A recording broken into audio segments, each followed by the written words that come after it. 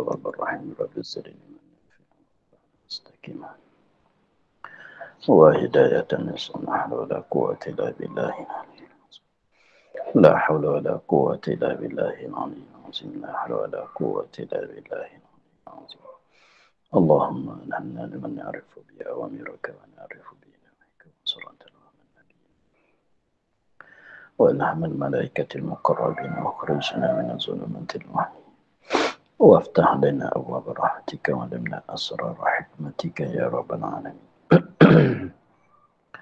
رب اشرح لنا صدرنا ولساننا واحلل عقدة من لساننا ويفقهوا قولنا قال الشيخ المسلم تعالى نفعنا بعلومه في الدارين آمين.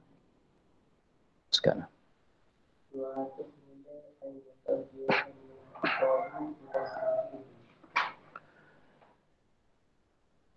209 an yukabbira lilintiqali ila sujudi. Di sini masuk pula pada sunat-sunat pada ketika kita sujud. Katanya an yukabbira lilintiqali ila sujudi. Sunat bahawa mutakbir mengucap takbir lilintiqali bagi berpindah ila sujudi kepada sujud. Daripada i'tidal kepada sujud, itu ada sunat mengucap takbir.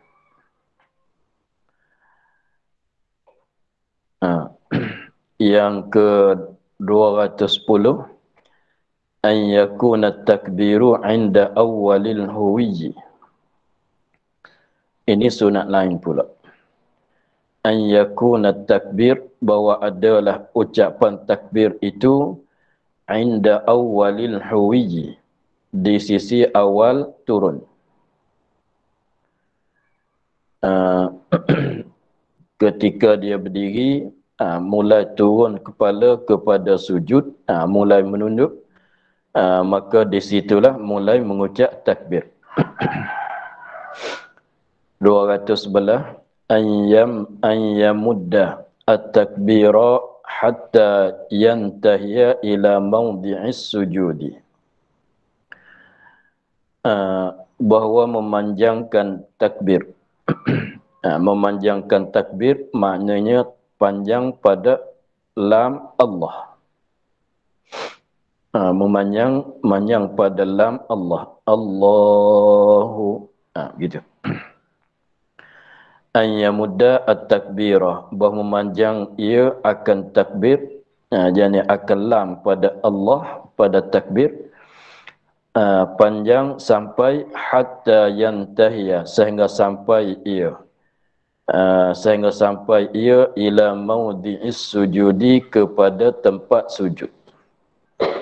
Jadi mulai bergerak turun, mulai takbir berserta dengan mulai bergerak turun, panjangkan takbir itu hingga sampai kepada tempat sujud. Dah 3 sunat di situ. Mengucap takbir itu satu sunat. Menyertakan permulaan takbir dengan permulaan turun, itu adalah satu sunat. Memanjangkan ucapan takbir yakni pada lam Allah, itu adalah sunat yang lain pula. 212 an yaj'aral imamu bitakbiri, bahawa menyaring oleh imam dengan takbir. Imam saja, makmum tidak, sembahyang seorang diri tidak. Sunat bahawa menyaring oleh imam bitakbiri. Tak kiralah sembahyang malam ke, sembahyang siang ke. Sembahyang malam tu mana sembahyang jahriyah yang jenis nyaring, artinya sembahyang sirriyah, ialah sembahyang siang. Sama saja. Pada pihak imam itu disunatkan menyaringkan akan suara ucapan takbir dia, supaya dapat dengar oleh makmum. 213 an yasjuda ba'da an yada'al imamu jabhatahu 'alal ardi.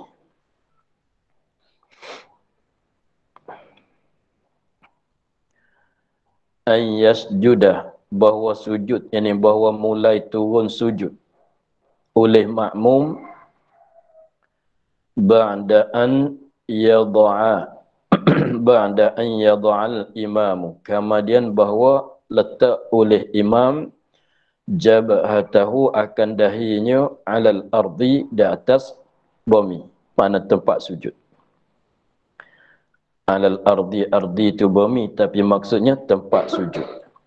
Jadi sunat bagi kita makmum bahawanya apabila imam mulai turun sujud, kita makmum jangan turun lagi. Kalau tidaknya jadi bersama dengan imam, tak jadi mengikut imam.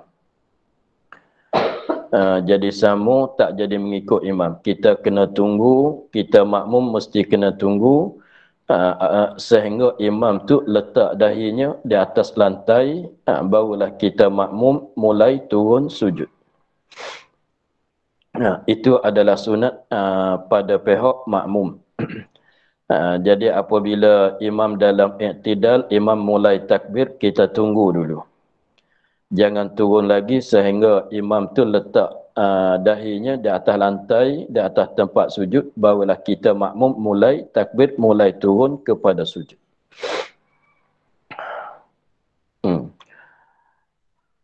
Surat 214, wad'ul anfi ma'al jabhati. Cara kita letaknya, sunatnya letakkan hidung bersama dengan dahi. Jadi maknanya berserta. Letakkan hidung dengan letakkan dahi itu berserta. Dahi rapat ke lantai, hidung pun rapat ke lantai. Jadi maknanya bukan dia kita turun tu letak dahi dulu, kemudian letak pula hidung. Itu tak kena dengan cara. Jadi mana hidung dengan dahi itu serta. Itu adalah sunat. Jadi bukan katanya kita turun, letak dahi sebelah atas dulu, kemudian kita turun sikit, barulah hidung tu rapat ke lantai. Itu tak kena dengan cara sunatnya. Yang sunatnya ialah bersertakan, akan letakkan hidung dengan letakkan dahi. Dahi dan hidung bersentuh dengan lantai berserta. Itu maksud dengan katanya 214, wad'ul anfi ma'al jabhati. Letakkan hidung berserta dengan letakkan dahi.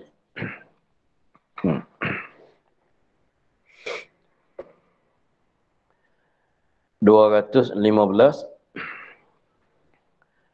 an yakuna maksyufan. An yakuna, bahawa adalah ia hidung, maksyufan, dibukakan. An yakuna, bahawa adalah ia hidung, maksyufan, dibukakan. Jangan ditutup. Seperti orang perempuan pakai penutup, seperti kita sekarang tu pakai apa dia, yang menutupkan muka tu. Jadi sunatnya hidung tu jangan ditutup oleh sesuatu benda. Seperti kalau orang perempuan yang pakai niqab, maka sunatnya buanglah niqab itu, supaya hidung tu boleh bersentuh dengan tempat sujud. Jangan jadi terlindung oleh kain dan umpamanya. Itu maksudnya an yakuna, bahawa adalah ia, ya al-anfu, yakni hidung, maksyufan, dibukakan. Jangan kita kalau ada pakai mask tutup hidung, maka itu tak disunatkan. Sekiranya kalau tidak ada apa-apa kemudarat, tidak ada apa-apa keuzuran, mereka kalau sekarang tu setengah-setengah tu, kalau sembahyang tempat ramai tu ada pakai mask, maka itu tak mengapalah. Sekiranya katanya uzur, sekiranya kalau tidak ada apa-apa keuzuran, maka hidung tu jangan ditutup oleh sesuatu. Supaya kulit hidung kita tu bersentuh dengan lantai atau sejadah yang kita sujud. 216 an yakuna wad'uhu muqtarinan biwad'il jabhati ala musallahu.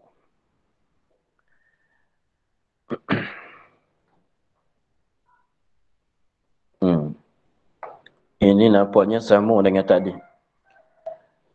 An yakuna wad'uhu, bahawa ada letakkan dia kan hidung muqtarinan berserta biwad'il jabhati, dengan letakkan dahi ala musallahu, di atas tempat sembahyangnya, tempat sujudnya. Nampaknya sama dengan tadi tu masalah 114 tadi. Wad'ul anfi ma'al jabhati.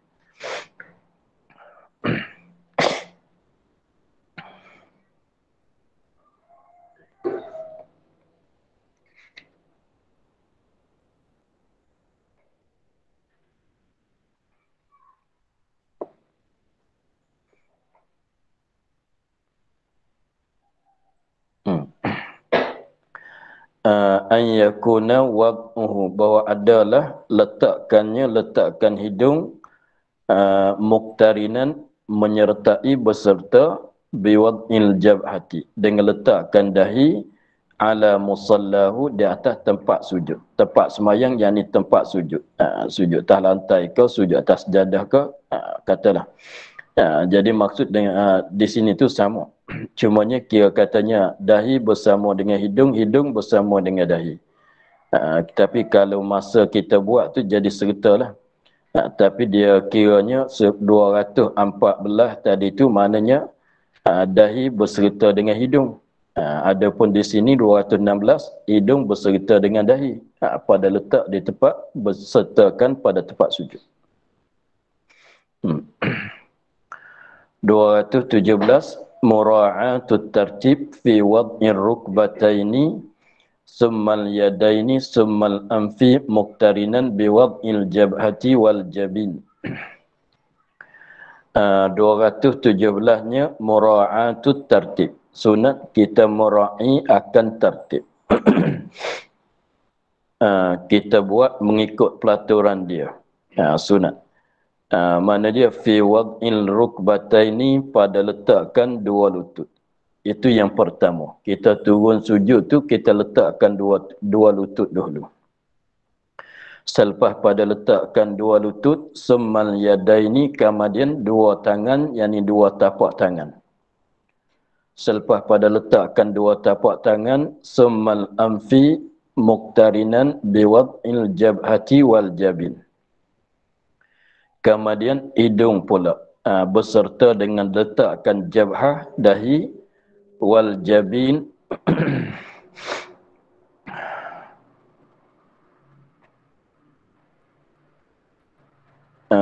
Di jabhah dengan jabin tu kita ni panggil dahi ke semua.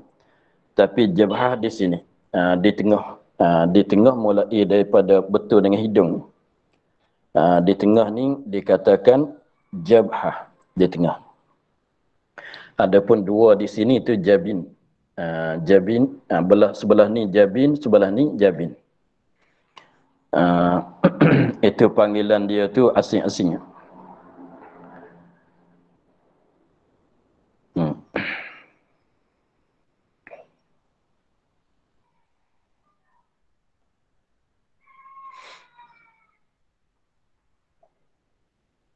Jadi jabhah tu di tengah. Dahi di tengah. Betul dengan hidung. Sebelah atas pada hidung tu betul naik ke ubun, maka itu dikatakan jabhah.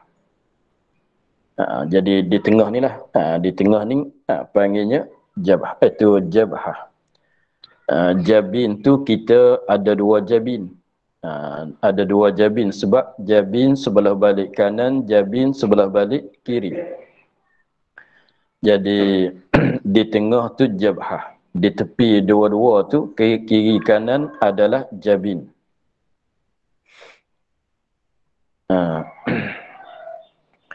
Itu jadi dalam bahasa Arabnya dia panggilan dia tu lain-lain. Kita kesemuanya dahi.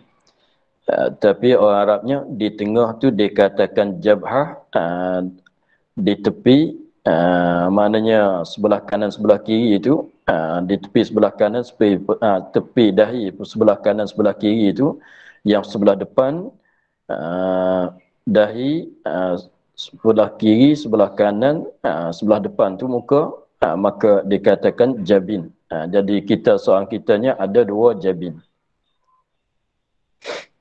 Jadi maknanya yang 217, maksudnya apabila kita turun sujud. Apabila kita turun sujud, sunat bagi kitanya bagi ada tertib, meraihkan tertib. Dengan secara tertib tu pelaturan dianya, yang pertama kali kita letakkan dua lutut di atas lantai. Selepas pada dua lutut diikutikan pula dengan dua tangan.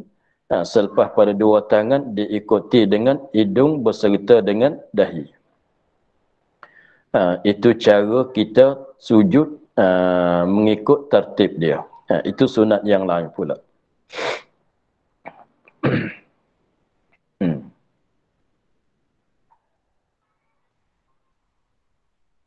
218 an yada'a yadaihi maksyufatan, bahawa meletakkan dua tangan tu maksyufatan, dibukakan. Jadi dua tangan tu dibukakan, jangan ditutup umpama kain atau umpama sarung tangan, itu tak disunat. Melainkan uzur dengan sebab sejuk ke masalan, atau dengan sebab perempuan tu dia pakai telekun, tak boleh nak itulah. Tapi kalau orang perempuan tu semayang dia pakai jenis baju, maka bolehlah, maka disunatkan buka dua tapak tangannya. Jadi sebab orang perempuan tu apa dia, dua tapak tangan tu tak jadi aurat di dalam sembahyang. Maka sekiranya kalau boleh buka, bukalah. Kalau malaikat dia pakai telukun tu nak buat macam mana? Itu dikatakannya uzur. Maka sekiranya kalau ada pakai sarung tangan, artinya tangan baju tu jadi panjang, apabila kita letak tu jadi tapak tangan kita tu tertutup oleh tangan baju, artinya kain ke, artinya sarung tangan, maka sunat kita bukakan. Jadi mulai daripada maksudnya sebab mulai daripada ketika nak takbir lagi, sunat tapak tangan tu dibukakan. Maka sekiranya kalau kita tidak ada keuzuran apa-apa, maka jangan pakailah sarung tangan, supaya tapak tangan kita tu terbuka. Itu 218. 219 sunat pulanya an yafrusha dhira'aihi 'alal ardi. Alla yafrusha dhira'aihi 'alal ardi. Bahawa tidak dihamparkan akan dua sikunya 'alal ardi, yakni tempat sujud. Jadi sunatnya tangan kita ketika kita sujud, kita letak dengan tapak tangan saja. Letak yang letak di atas lantai itu sekadar tapak tangan saja. Maka di sini zira' dikarenakan zira' di sini mulai daripada pergelangan sampai ke siku itu terangkat. Itu terangkat. Jangan kita letak tapak tangan sampai ke siku, itu tak kena dengan cara. Tapi kalau kira tu sujud tu sah. Ni dia cakap tentang sunat. Tapi kalau tanyanya kalau letak sampai ke siku, maka sujud dia tu tidak terbatal, maka sahlah sujud dia tu. Tetapi makruh. tetapi makruh. Dengan sebabnya yang sunatnya tangan kita letak sekadar dua tapak tangan dan jari. Dua tapak tangan lah sekali dengan jari di atas lantai. Maka mulai daripada pergelangan sampai siku itu diangkatkan. Sebab mengikut hadis pun dia ada kata begitu. Dia katanya jangan buat macam binatang anjing. Anjing ketika dia duduk tu dia letak sampai ke siku. Kita jangan buat begitu. La yaftarish yadaihi iftirasha al-kalbi. Tu Nabi katanya jangan buat macam dia. Jadi kita sujud tu sekadar letak tapak tangan saja. Maka siku tu mulai pada pergelangan tangan sampai siku tu diakatkan. Itu maksud 219. Itu sunat yang lain pula.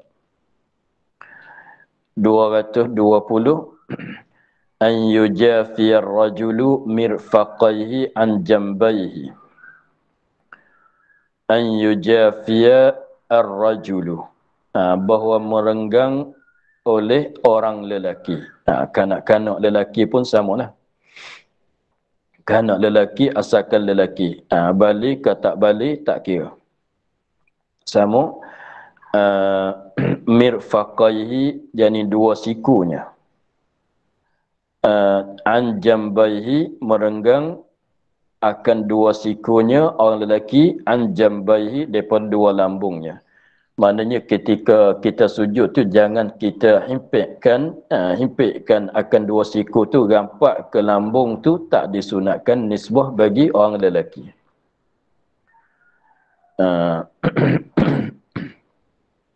Jadi maknanya bukalah. Tapi jangan buka tu jadi maknanya sunat bagi orang lelaki tu bukakan siku dia, jauhkan sikunya. Jauhkan sikunya daripada dua lambung. Jangan merapat. Itu nisbah bagi orang lelaki. Nisbah bagi orang perempuan itu lagi akan datang. Jadi sunat bagi orang lelakinya siku dia tu jangan himpit dengan dua lambung. Kita buka. 221 wa an yukillah batnahu an fakhidhaihi, bahawa mengakatkan akan perutnya daripada dua pahanya.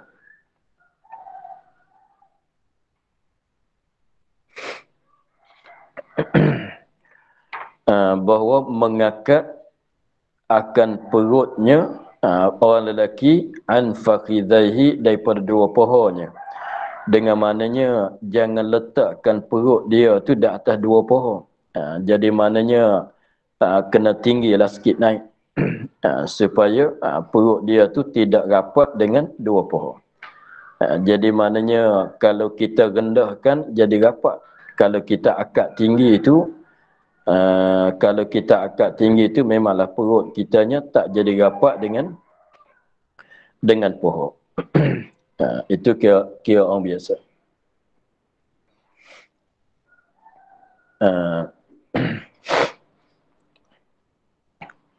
Itu dengan maknanya jangan kita nisbah bagi orang lelaki, jangan kita letakkan perut kita, tekankan perut kita, rapatkan perut kita di atas paha.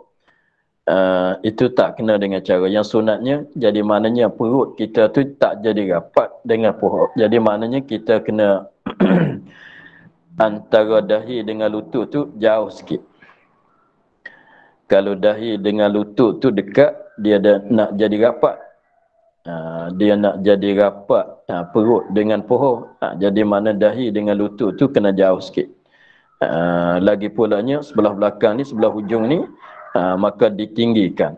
Maka apabila begitu jadilah katanya perut dia tu tak rapat dengan paha. Itu nisbah bagi orang lelaki. Ini tengok perempuan pula.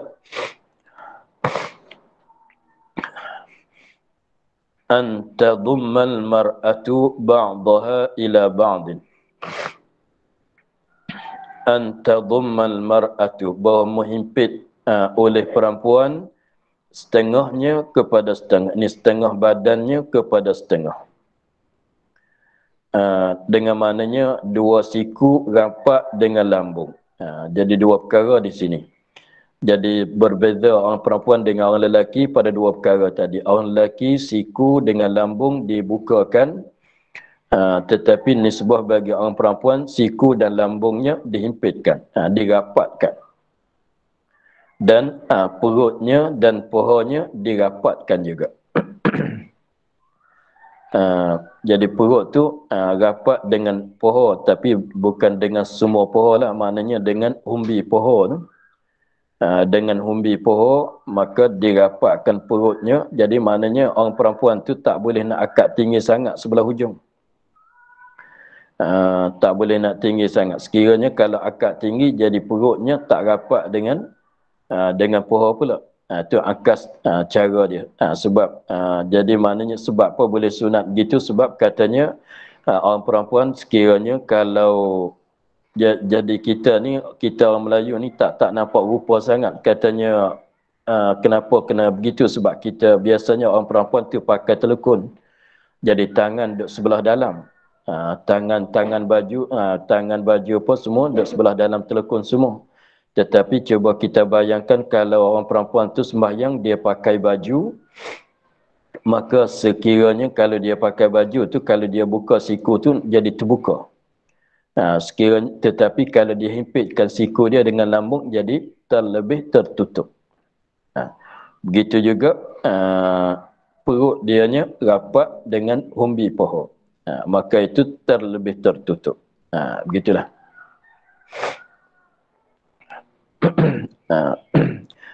223 an yakula fis sujudi subhana rabbiyal a'la. An yakula fis sujudi, sunat bahawa dibaca fis sujudi pada ketika sujud, subhana rabbiyal a'la, paling kurangnya satu kali. Paling kurangnya satu kali untuk nak dapatkan sunat bertasbih di dalam sujud. Satu kali dah cukup untuk nak dapat sunat bertasbih di dalam sujud. Sekadar katanya subhana rabbiyal a'la, itu dah hasil sunat bertasbih dalam sujud.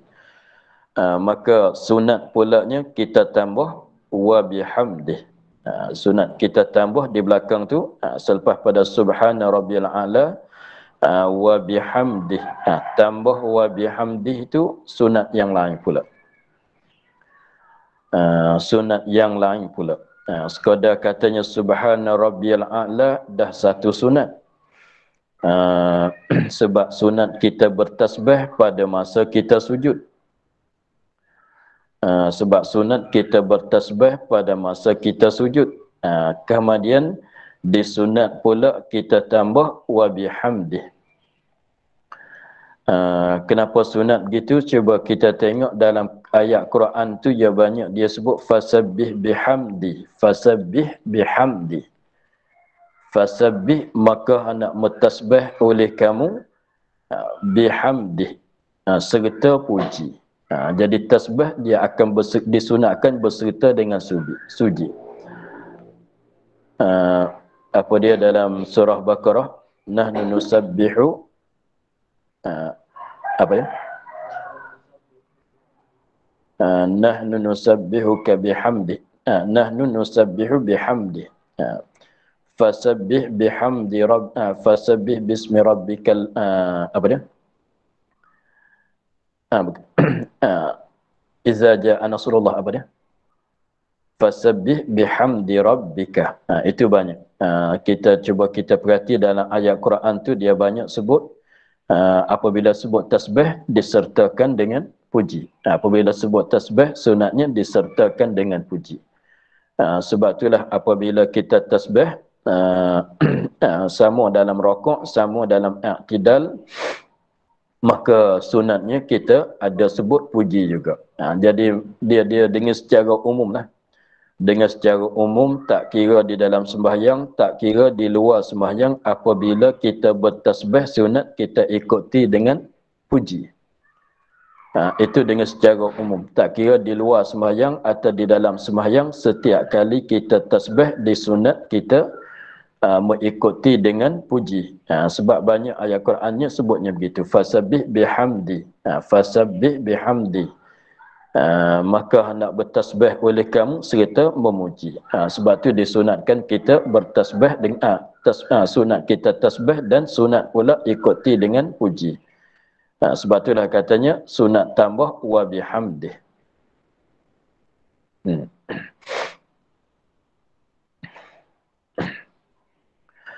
Yang ke-224, kaunuhu salasan afdalu.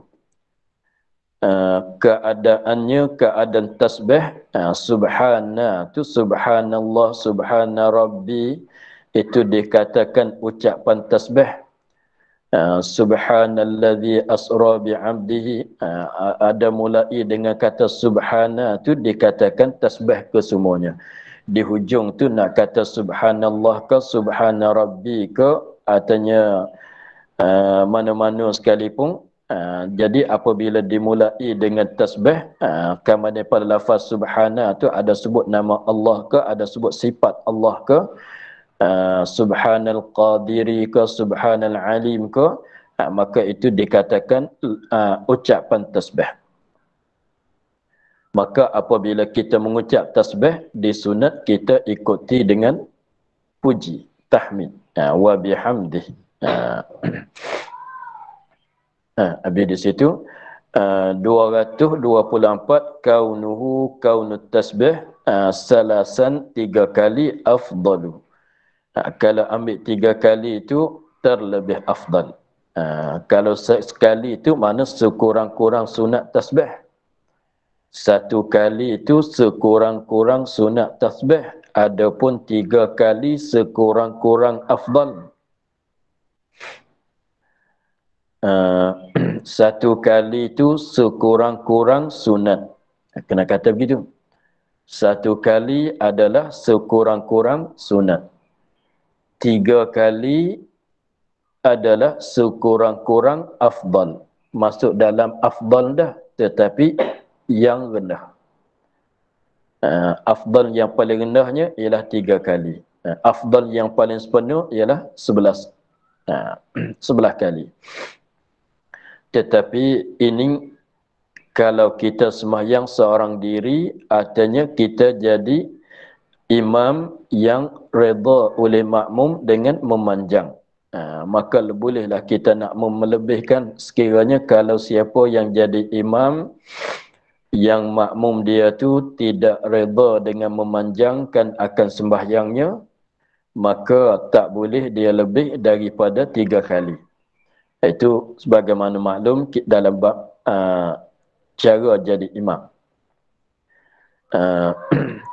225, an yazidal munfaridu wa imamu man marrah, bahawa menambahlah oleh orang yang sembahyang seorang diri, wa imamu man marrah, dan imam mereka yang sebut, imam bagi makmum yang mahsurin, yang redha dengan memanjangkan sembahyang, maka sunatnya menambah ila khamsin, sampai 5, fa sab'in maka 7, fa tis'in maka 9, fa ashrin maka 10, fa ihda asyarata maka yang sepenuhnya ialah 11. Maka nak ambil yang paling sempurna, afdalnya kena 11 kali. Kena 11 kali. Tapi masalah bilang 10 tu, itu ada khilaf. Setengah kata selepas pada 9 tidak ada melainkan 11. Tetapi di sini dia mengikut pendapatan musannif tu, dia katanya selepas pada 9 tu 10. Selepas pada 10 tu 11. Tapi setengah tu dia kata selepas pada 9 tidak ada melainkan 11. Sebabnya nak jadi witir. Sebab nak jadi witir 1, 3, 1 kali tasbih. Apabila tasbih yang kedua sunat tambah 1 lagi jadi 3. Apabila dah 3 dia tasbih pula 1 kali jadi 4. Sunat tambah 1 kali lagi untuk jadi 5. dah jadi 5. Dia tambah satu lagi. Maka sunat tambah pula satu lagi untuk jadi 7. Dah jadi 7. Dia tasbih pula satu kali jadi 8. Maka tak sunat berhenti di 8. Sunat tambah sekali lagi untuk jadi 9. Maka dah 9 tambah satu lagi jadi 10. Nak berhenti di 10 boleh. Kalau nak tambah satu lagi jadi 11 pun boleh juga. Lebih pada 11 tu tak disunatkan. Begitu.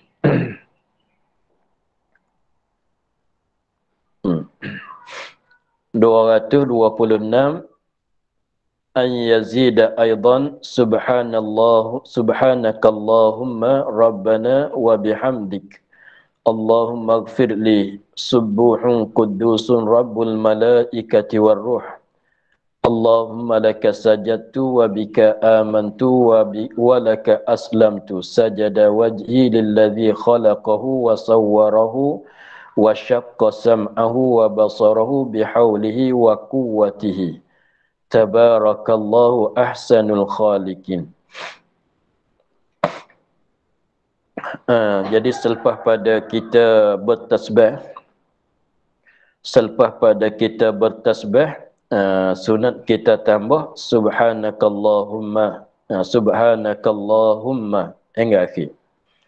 Jadi nak tambah bila tu tengoklah, kalau kita nak baca sekurang-kurangnya, seelok-eloknya kita nak tambah subhanakallahumma ni, paling kurangnya kita dah tasbih 3 kali. Paling kurangnya kita dah tasbih 3 kali, maka bolehlah kita nak tambah subhanakallahumma. Tapi kalau bagi cukup sebelah, barulah tambah subhanakallahumma, itu lagi elok, lagi afdal. Sekurang-kurangnya sebelum pada kita nak tambah subhanakallahumma rabbana wa bihamdika tu, maka sunatnya kita tasbih paling kurangnya dah 3 kali. Jadi maknanya kalau satu kali itu seeloknya bagi cukup 3 lah. Sebab nak ambil sekurang-kurang afdal. Sebab satu kali itu ialah sekurang-kurang nak jadi sunat saja, tak masuk dalam bahagian afdal. Adapun berhenti sampai di 2 itu adalah makruh, tidak pun khilaful aula. Maka jadi maknanya sekurang-kurangnya apabila kita nak baca subhanakallahumma hingga akhir itu, maka sekurang-kurangnya kita dah tasbih 3 kali. Nak bagi sepenuh lagi cukup 11 lah.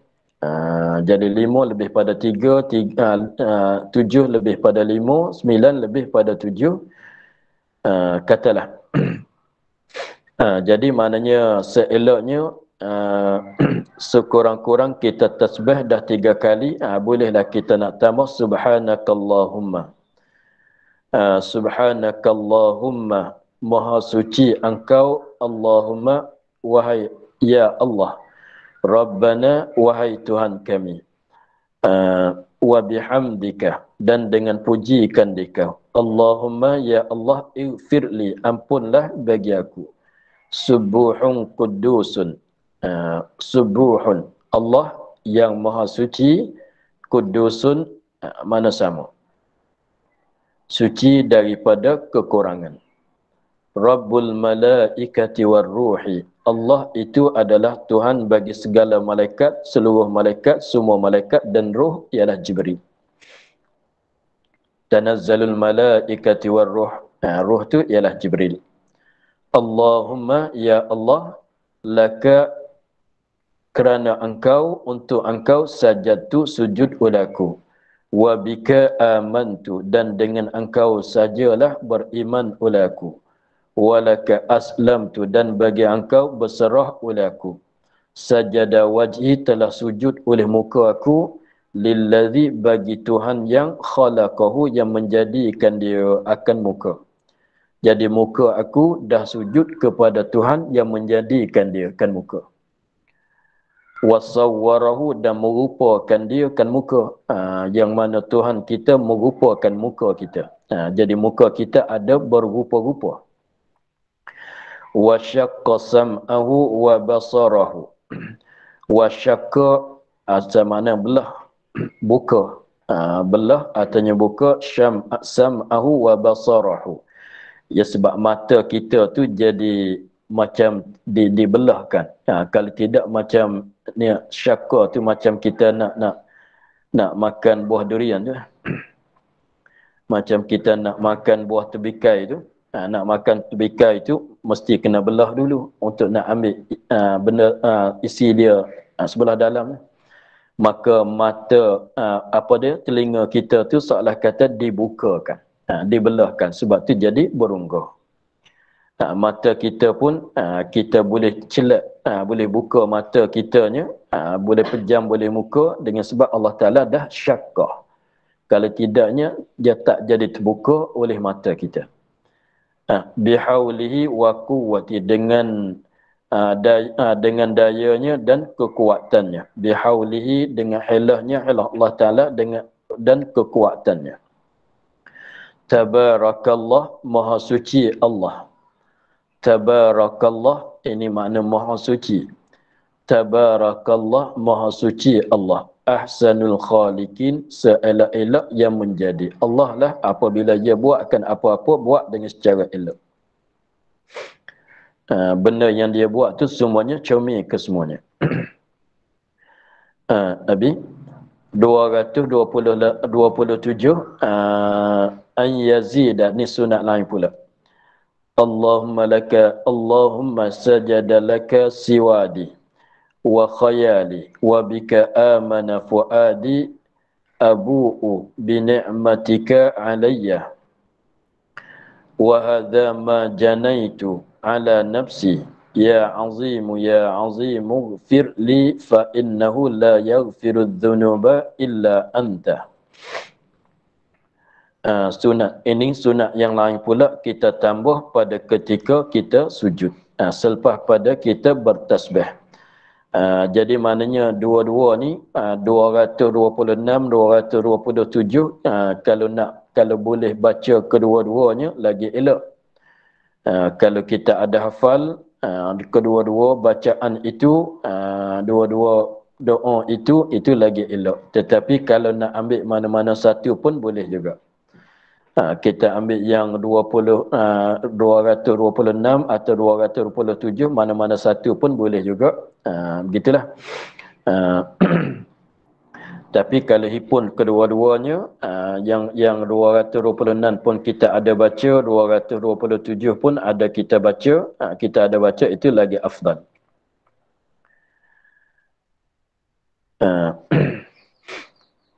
227, 228 pulanya an yajtahidal munfaridu, bahawa bersungguh-sungguh oleh orang yang sembahyang seorang diri, wa imamu man marra, dan imam mereka yang telah dulu sebut, ialah mereka imam bagi makmum yang mahsurin, yang redha dengan memanjangkan sembahyang. Bersungguh-sungguh fid du'ai, pada berdoa, fis sujudi, pada ketika sujud. Sekiranya kalau kita boleh memanjangkan sembahyang sebab kita sembahyang seorang diri, atau dengan sebab kita jadi imam yang mana makmum kita yang tak begitu ramai, lebih kurang 20-30 orang atau 50 orang, 60 pun mahsurin juga, yang mana semuanya makmum itu redha dengan memanjangkan sembahyang. Maka sunat kita itu bersungguh-sungguhlah pada ketika sujud itu dengan berdoa. Oleh kerana masa kita sujud, ketika kita sujud itu adalah masa istijab doa. Masa kita sujud adalah masa istijab doa. Sebagaimana hadis katanya, aqrabu ma yakunul abdu min rabbih wa huwa sajidun fa'aksirud du'a. Sehampir-hampir hamba, keadaan hamba itu dengan Allah, dengan Tuhannya, wa huwa sajidun, walah dia tu sujud. Maknanya kita ketika kita sujud, ketika itu kita terlebih berhampiran dengan Allah. Maknanya hampir itu apabila biasanya kita sama kita ni, apabila nak minta apa-apa tu dia kena dekat. Kalau jauh tu tak jadi tak susah sikit nak apabila minta nak diterimakan. Tapi hampir di sini tu bukan maksud hampir badan ke badan, bahkan hampir pada maknawi. Itu hampir pada makna. Jadi maknanya kita rapat dengan Allah. Jadi maknanya kita rapat dengan Allah, rapat maknawi lah. Bukan rapat sengerti badan ke badan tu, bukan dia begitu. Jadi maknanya ketika itu kita terlebih hampir. Jadi maknanya kelakuan mana, kalau orang tanya kelakuan mana kita yang terlebih hampir kepada Allah, ialah ketika kita bersujud. Maka dengan sebab itulah Nabi katanya fa'aksirud doa. Maka hendak membanyak oleh kamu akan berdoa pada ketika sujud. Lebih-lebih laginya kita ada buat solat hajat. Lebih-lebih laginya kita buat solat hajat. Memanglah kalau siapa yang jadi imam tu biasanya kalau sembahyang hajat tu kita semuanya makmum tu redha dengan memanjangkan sembahyang hajat. Sebab apabila kita sembahyang hajat dengan secara berjamaah, maka biasanya kita tak nak sibuk ke mana-mana lah. Biasanya kalau nak memanjang sampai setengah jam kita sembahyang hajat pun tidak ada siapa yang nak kata apalah. Sebab biasanya ada dijemput untuk solat hajat. Memang kita dah buat persetujuan kita semuanya kita nak memanjangkan sembahyang hajat kita. Maka apa-apa hajat yang kita nak di situ, maka seeloknya kita minta pada masa kita sujud. Tak kira lah sujud yang pertama, sujud yang kedua bagi tiap-tiap rakaat. Bukan nanti sujud yang terakhir yang belum tahiyat akhir itu bukan tersimpan di situ saja, bukan sekadar itu saja. Jadi setiap-tiap kita sujud. Sujud yang pertama bagi rakaat yang pertama, sujud yang kedua bagi rakaat yang kedua, hingga seterusnya. Jadi setiap-tiap kali kita sujud. Tak kira sembahyang hajat, sembahyang fardu, sembahyang mana-mana sekalipun, sekiranya kalau boleh memanjang, kita panjangkan di dalam sujud, kita berdoa. Apa yang kita kehendak, kita berdoa lah pada sujud. Itu. Sebab kita berada dalam, ketika kita ada dalam sujud tu ialah masa istijab doa.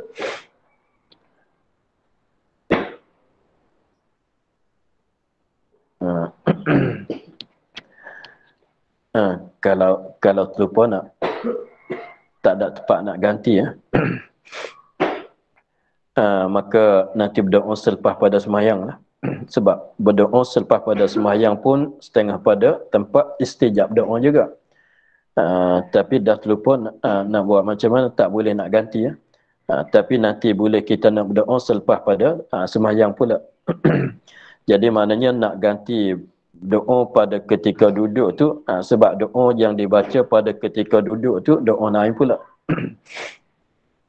Ini nak cakap tentang tempat sujud tu, tempat yang istijab doa. Kalau luput tu tak boleh nak gantilah. Jadi pernah katanya sunat kita berdoa. Doa ini lain daripada tadi. Lain daripada yang 226 tu doa lain. 227 tu doa lain. Yang kata di sini 228 tu doa mana-mana doa. Adapun 226, 227 tu adalah perkataan doa tu dah ditentukan. Ni kita berdoa apa-apa hajat kita. Mana-mana hajat kita, mana-mana hajat kita berdoa lah pada ketika sujud. Itu terlebih istijab doa daripada kita berdoa pada lain. Mana-mana doa. Sebab itulah dinasihatkan bahwasanya apabila kita ada hajat, kita sembahyang hajat. Kita buat solat hajat, maka mintalah doa itu pada masa kita sujud.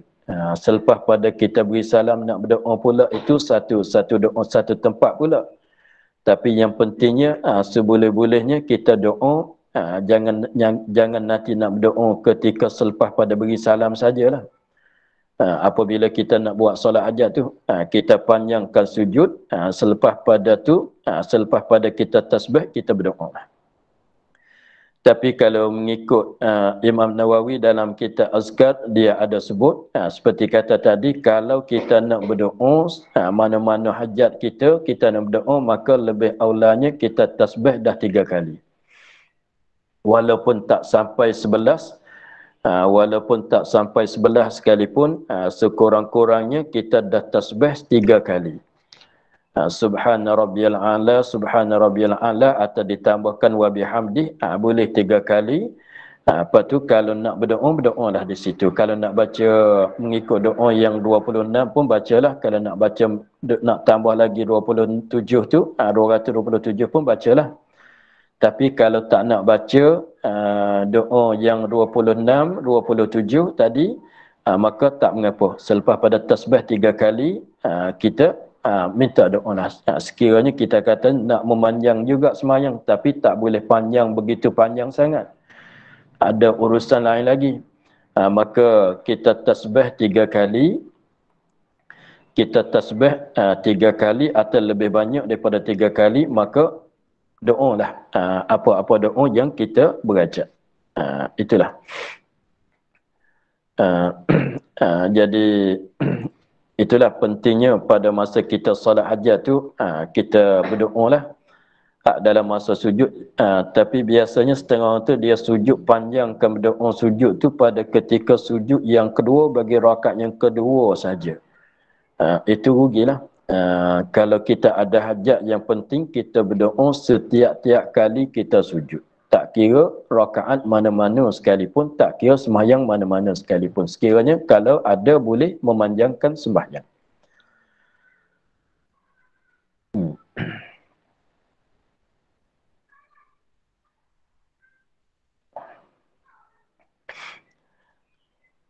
Uh, 229 ayyakuna du'a'u ma'suran. Ini sunat yang lain pula. Doa yang kita guna, yang kita baca di dalam sujud itu, ambil doa yang maksur, yang dinakal daripada Nabi, yang diriwayat daripada Nabi SAW. Maksudnya kita baca doa yang dibaca oleh Nabi. Kita baca doa yang dibaca oleh Nabi. Maka nak pesan pada semuanya, kalau nak doa itu, nak doa, nak wirid semuanya, cuba buka kitab Azkar Imam Nawawi. Semuanya di situ ada cukup. Doa-doa yang masa baca ketika i'tidal, ketika rakaat, ketika sujud, mana dia doa yang maksur, kunut pun apa semua ada sebut di sana, di situ, di dalam kitab Azkar. Sekarang ada terjemah kitab Azkar, yang terjemah pun ada. Jadi maknanya semua doa-doa yang sebut di sini, kata sunat ditambahkan doa maksud apa semua tu ada sebut di sana. Boleh kita buka sana lah. Jadi yang afdalnya apabila kita nak berdoa pada masa kita sujud. Apabila kita nak berdoa pada masa kita sujud, afdalnya kita ambil doa yang maksud daripada Nabi SAW. Tetapi kalau kita nak ambil doa yang lain pun tak mengapa. Artinya kita nak kata sendiri pun boleh. Nak kata sendiri pun boleh dengan doa kita tu. Tapi yang seeloknya kita guna doa yang maksud pada ketika berdoa. Itu afdal daripada doa yang kita kata sendiri. Tapi memanglah ada setengah-setengah doa maksud tu tak betul dengan hajat kita, maka kita berdoa sendirilah. Kita susunan kataan doa sendirilah di situ. Kemudiannya 230 at-tafriqatu bainal qadamaini. Kita akhir di situ dulu. Wallahu a'lam walhamdulillahi rabbil alamin. A'udzubillahi minasyaitonir rajim. Bismillahirrahmanirrahim. Alhamdulillah rabbil alamin wassalatu wassalamu ala asyrafil anbiya'i wal mursalin wa ala alihi wa sahbihi ajma'in. Allahumma iftah alaina futuhal arifin wa nawwir qulubana min nurikal